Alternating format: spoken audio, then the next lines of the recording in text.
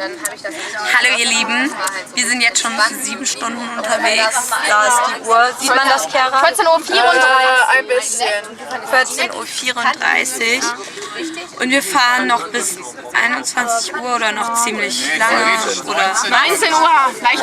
Und Dauer heißt, es wird länger. wie lange? Bis wann? Keine Ahnung.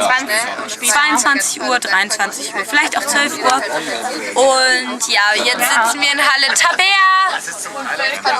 Say hello!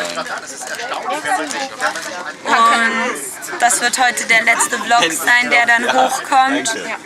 Von diesem jungen Herrn können wir uns auch einmal alle bedanken. Er schneidet das immer tatkräftig, obwohl er müde abends im Bettchen sitzt. Ne? Eine Runde Mitleid. Oh. Und Hannah möchte auch was sagen. Hallo!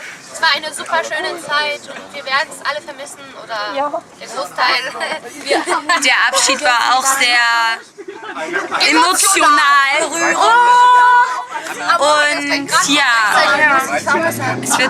es war sehr emotional. Ja, also wir wollten uns einfach nur mal auch an euch, also ein Dankeschön, weil ihr uns verfolgt habt und ja.